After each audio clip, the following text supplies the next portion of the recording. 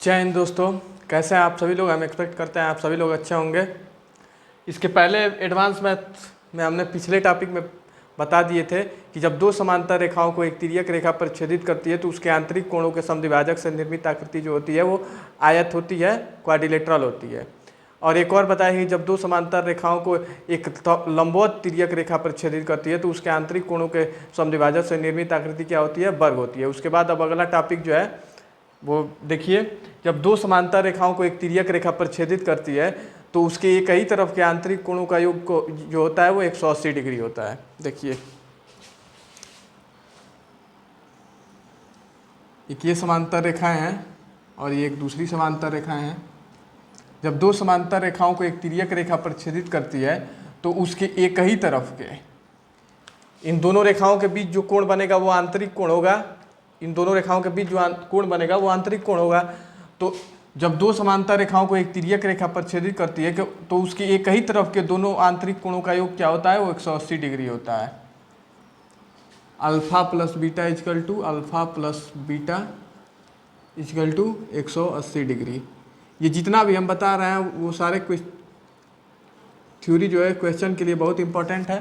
चलिए हम इसको हिंदी में लिख दे देते हैं। जब दो समांतर रेखाओं को एक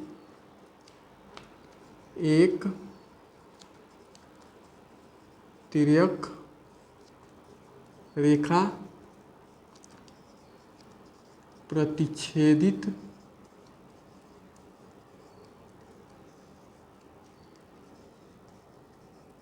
करती है तो उसके एक ही तरफ के आंतरिक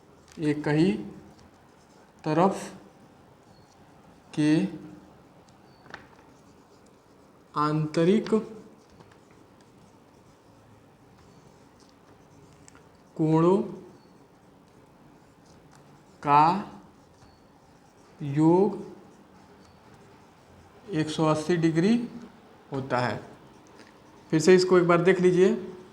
जब दो समांतर रेखाओं को एक तिर्यक रेखा पर छेदित करती है तो उसके एक ही तरफ के आंतरिक कोणों का योग जो होता है वो 180 डिग्री होता है। इस तरफ भी यदि कोई कोण होगा, इस तरफ और इस तरफ, तो ये भी 180 डिग्री होगा। इस तरफ भी कोई कोण होगा तो 180 डिग्री होगा। तो यही लिखे हैं, जब दो समांतर रेखाओं को एक तिर्यक रेखा पर छेदित करती है तो उसके एक ही तरफ के आंतरिक कोणों का योग जो होता है वो 180 डिग्री होता है। Alpha plus beta equal to 180 degree. जब दो समांतर रेखाओं को एक तिर्यक रेखा पर छेदित करती है तो उसके एक ही तरफ के आंतरिक कोणों का योग जो होता है वो 180 डिग्री होता है। इसको नोट कर लीजिएगा। इसमें अगला थ्योरी है, जब एक से अधिक समांतर रेखाओं को एक तिर्यक रेखा पर छेदित करती है तो उसके जब एक से अधिक समांतर रेखाओं को तिर्यक रेखा पर छेदित करती है तो उनके दोनों तरफ की रेखाओं का अनुपात जो होता है वो आपस में बराबर होता है।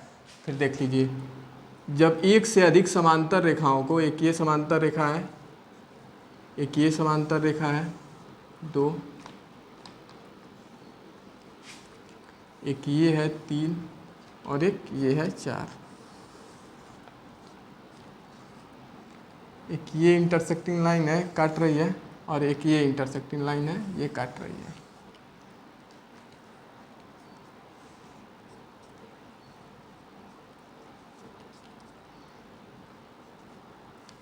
जब एक से अधिक B C D E F और जी एच, ये जी है और ये एच है, A B C D E F.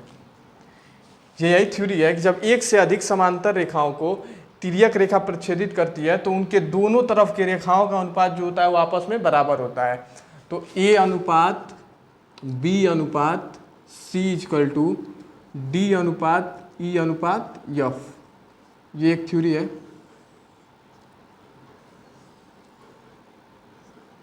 जब एक से अधिक समांतर रेखाओं को एक तिर्यक रेखा पर छेदित करती है तो दोनों रेखाओं के अनुपात जो होते हैं वो आपस में बराबर होते हैं। यहाँ लिख दे रहे हैं, जब एक से अधिक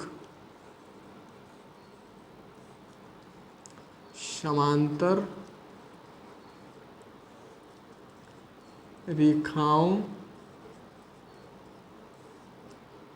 को तिर्यक रेखा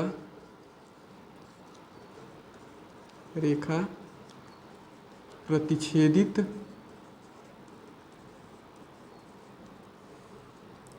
करती है तो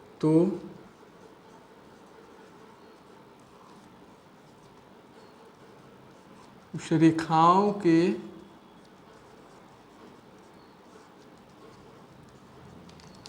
दोनों तरफ का अनुपात आपस में बराबर होता है।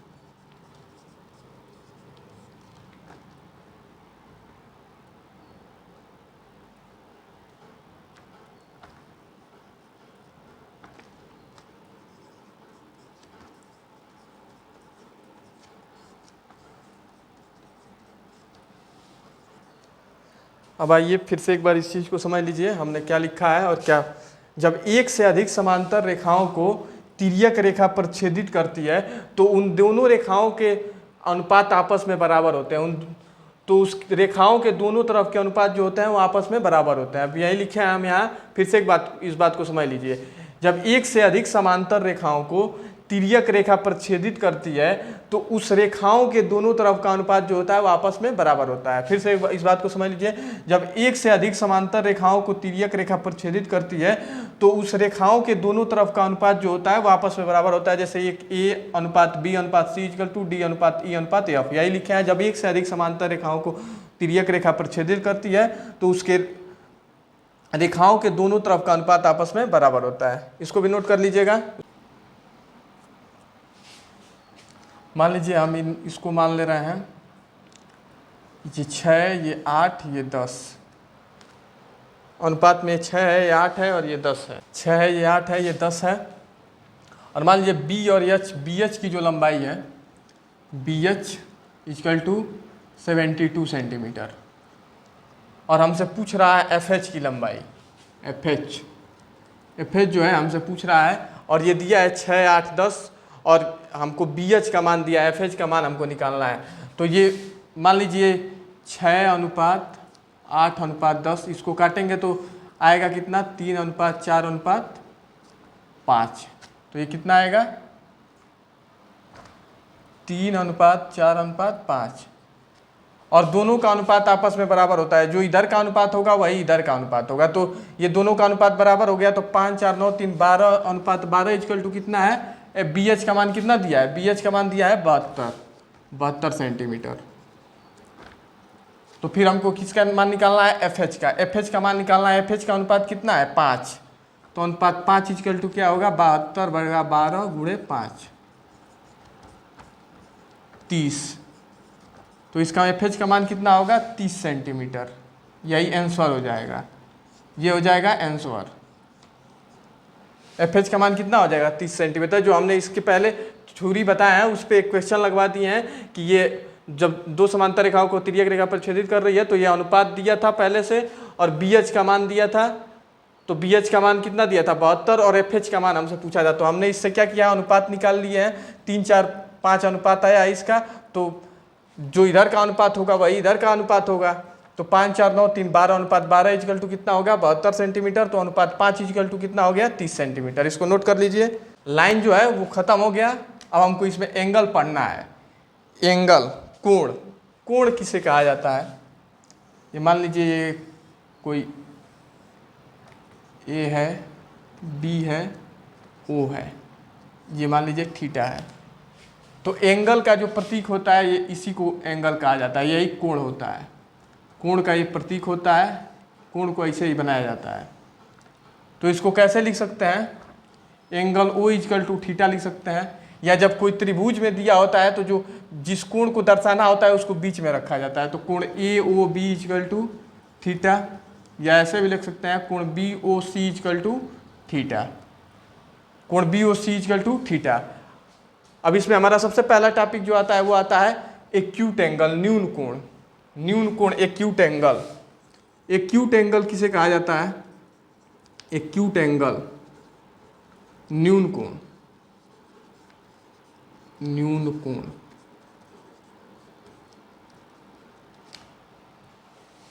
एक्यूट एंगल न्यून कोण किसे कहा जाता है, आप बताइए। पहले इसको नोट कर लीजिए, हम एक्यूट एंगल बता रहे हैं।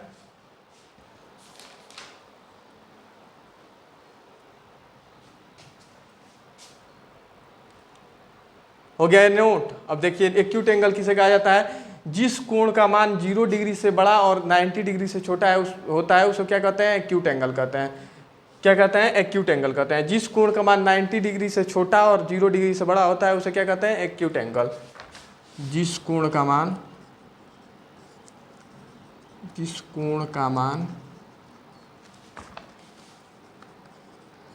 0 डिग्री से बड़ा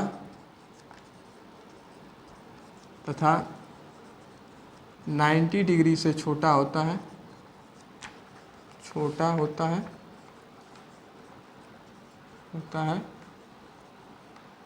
न्यून कोण कहलाता है।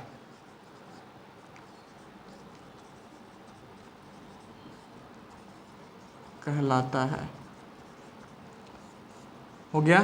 फिर से एक बार देख लीजिए, न्यून कोण किसे कहा जाता है? जिस कोण का मान 0 डिग्री से बड़ा और 90 डिग्री से छोटा होता है उसे क्या कहते हैं? एक्यूट एंगल, न्यून कोण कहते हैं। अब हमारा आता है राइट एंगल, अधिक कोण। राइट एंगल किसे कहा जाता है, आप लोग बताइए। अधिक कोण किसे कहा जाता है?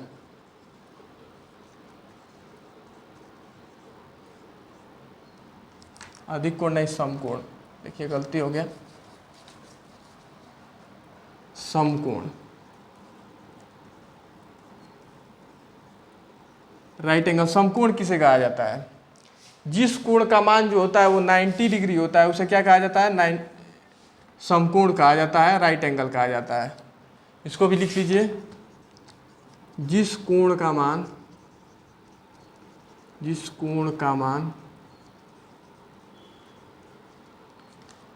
90 डिग्री होता है उसे समकोण कहा जाता है।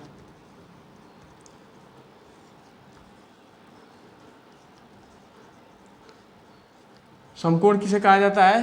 राइट एंगल किसे कहा जाता है? जिस कोण का मान 90 डिग्री होता है उसे समकोण कहा जाता है।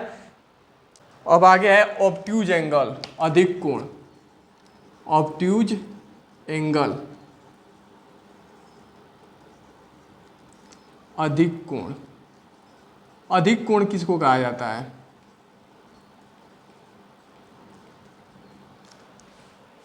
अधिक कोण किसे कहा जाता है? जिस कोण का मान 90 डिग्री से बड़ा तथा 180 डिग्री से छोटा होता है उसे क्या कहा जाता है? ऑब्ट्यूज एंगल, अधिक कोण कहा जाता है। जिस कोण का मान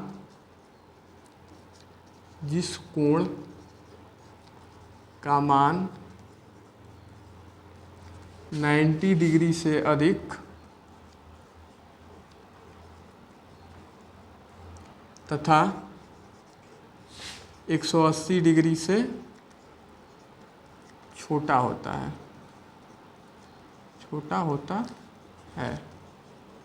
उसे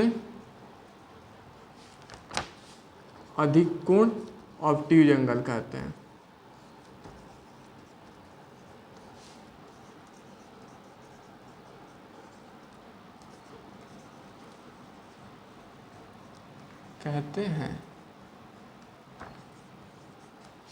इसका भी चित्र बना दे रहा है।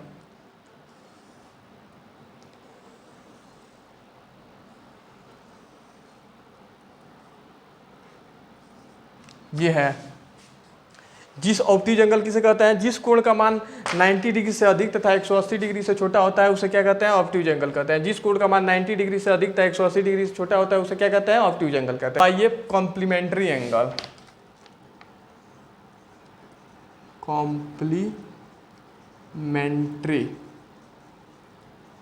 एंगल।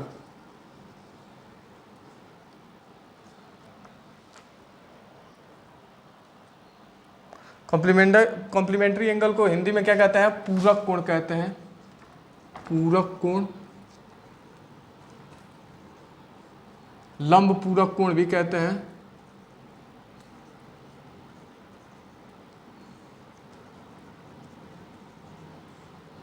पूरक कोण कहते हैं और लंब पूरक कोण भी कहते हैं।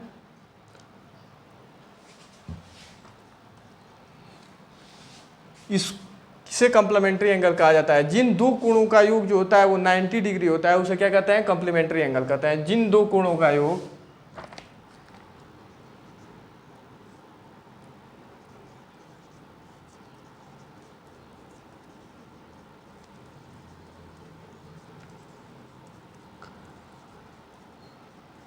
90 डिग्री होता है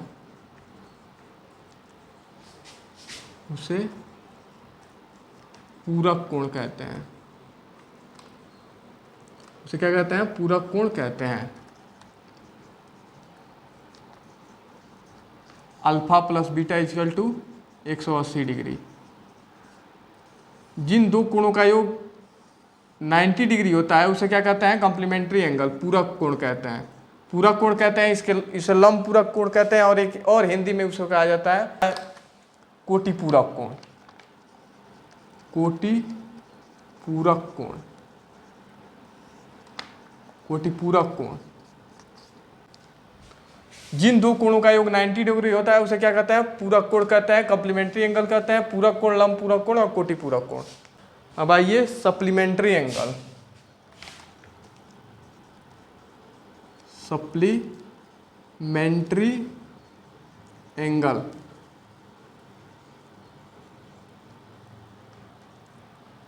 सप्लीमेंट्री एंगल किसे कहा जाता है? इसको कहा जाता है हिंदी में सरल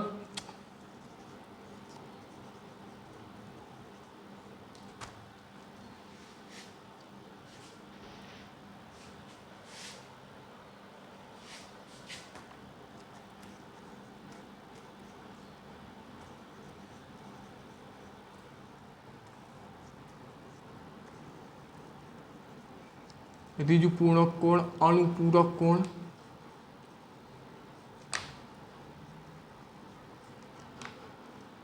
अनुपूरक कोण, समपूरक कोण,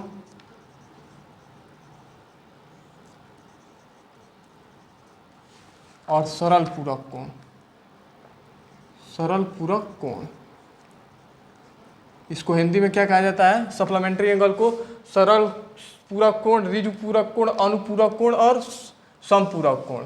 इसे किसे कहा जाता है? ये जिन दो कोणों का योग 180 डिग्री होता है उसे क्या कहता है? Supplementary angle. हिंदी में सरल पूरक कोण, ऋजु पूरक कोण, अनुपूरक कोण और समपूरक कोण। इसको भी लिख लीजिए। जिन दो कोणों का योग, दो कोणों का योग 180 डिग्री होता है। जिन दो कोणों का योग 180 डिग्री होता है उसे क्या कहते हैं? सप्लीमेंट्री एंगल कहते हैं। सरल पूरक कोण, ऋजु पूरक कोण, अनुपूरक कोण और समपूरक कोण। किसे कहते हैं? Supplementary angle. जिन दो कोणों का योग 180 डिग्री होता है, जिन दो कोणों का योग 180 डिग्री होता है उसे सप्लीमेंट्री एंगल, सरल पूरक कोण, ऋजु पूरक कोण, अनुपूरक कोण कहते हैं। ये हो गया, इसको नोट करिए। अब एक चार्ट बना लीजिए कोण का और कॉम्प्लीमेंट्री एंगल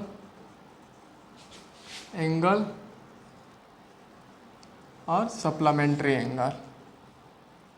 सप्लीमेंट्री एंगल,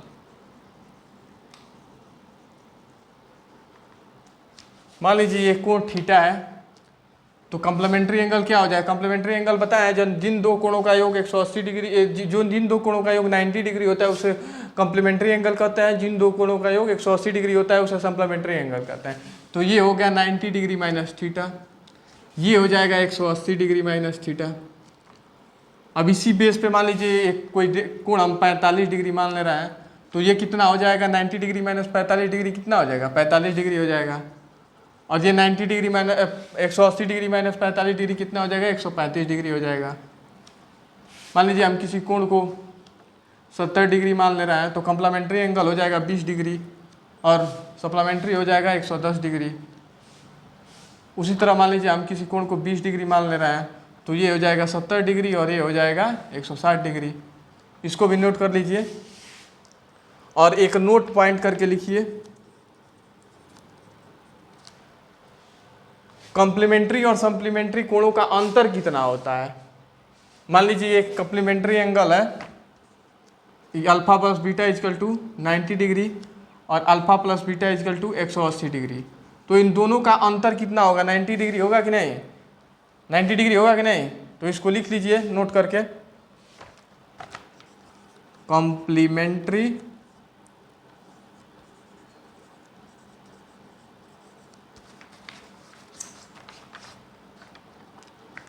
और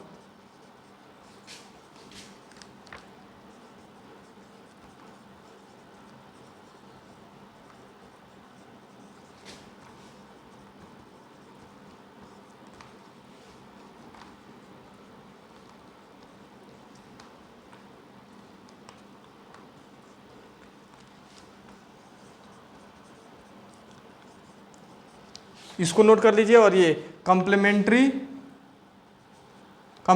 और सप्लीमेंट्री कोणों का अंतर जो होता है वो 90 डिग्री होता है। ये नोट पॉइंट है, ये जरूरी है। कॉम्प्लीमेंट्री और सप्लीमेंट्री कोणों का अंतर कितना होता है, 90 डिग्री होता है। लिखिए इसको, straight line angle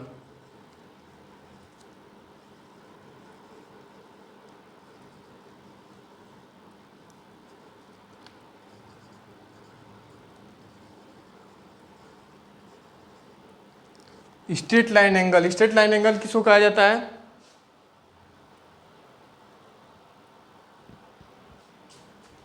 straight line angle किसको कहा जाता है, जिस कोण का योग 180, जिन कोण का मान 180 डिग्री होता है उसको स्ट्रेट लाइन एंगल कहा जाता है। पहले लिख लीजिए।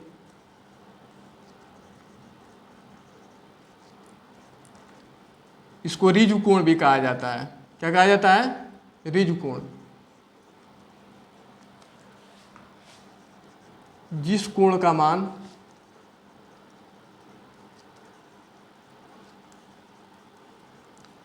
180 डिग्री होता है उसे सरल कोण कहते हैं।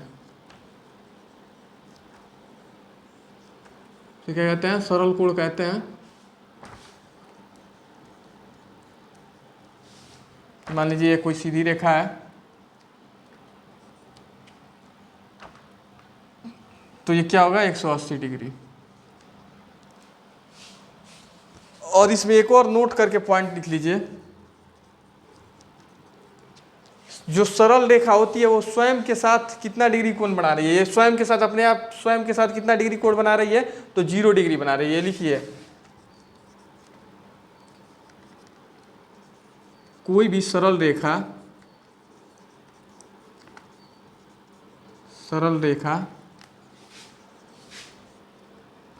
स्वयं के साथ 0 डिग्री का कोण बनाती है।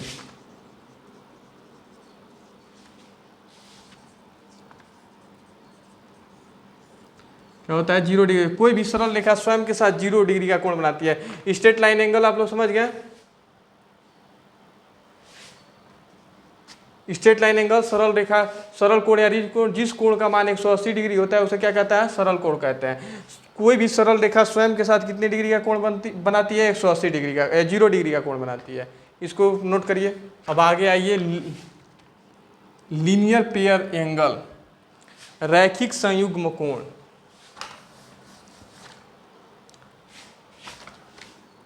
लीनियर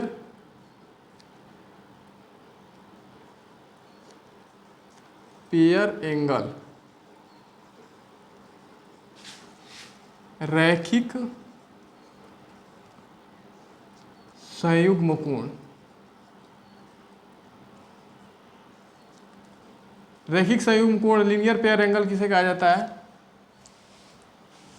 जिन किसी सरल रेखा पर दो कोणों का योग जब 90 डिग्री होता है तो उसे क्या कहा, 180 डिग्री होता है तो उसे क्या कहा जाता है, रैखिक संयुग्म कहा जाता है। तो उसे क्या कहा जाता है, रैखिक संयुग्म। किसी सरल रेखा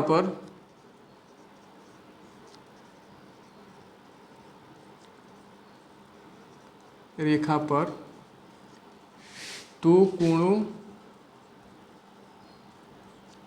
का योग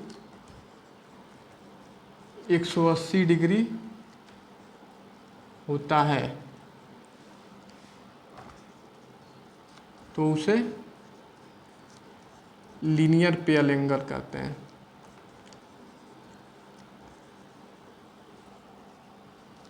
उसे कहते हैं लीनियर पेयर एंगल कहते हैं।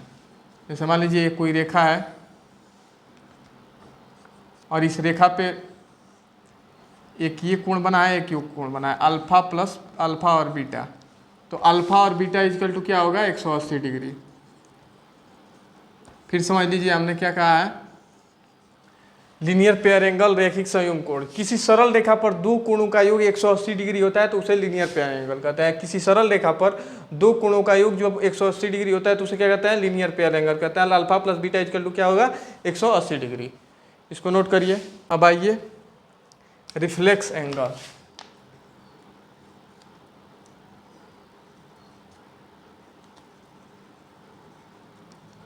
रिफ्लेक्स एंगल किसे कहा जाता है, इसको हिंदी में कहा जाता है पुनर्युवत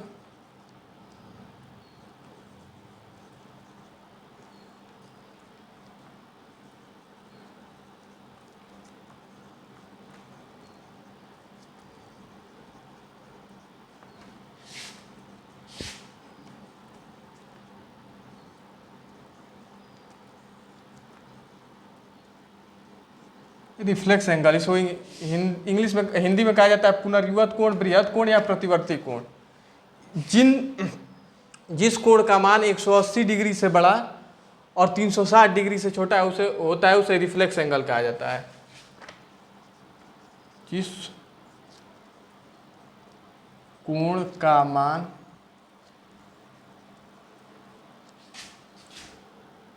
180 डिग्री से बड़ा और 360 डिग्री से छोटा होता है।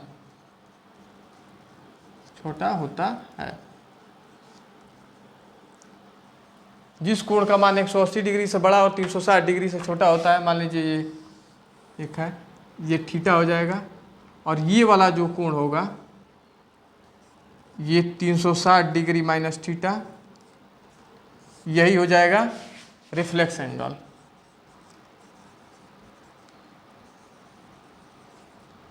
क्या हो जाएगा, यही हो जाएगा रिफ्लेक्स एंगल। नोट करिए इसको। अब आइए complete angle. Complete angle, complete angle किसे कहा जाता है, इसको कहा जाता है संपूर्ण या पूर्ण कोण या पूर्ण कोण।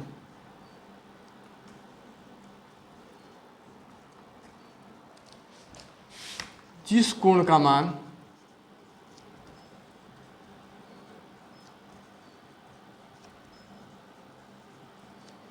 360 डिग्री होता है।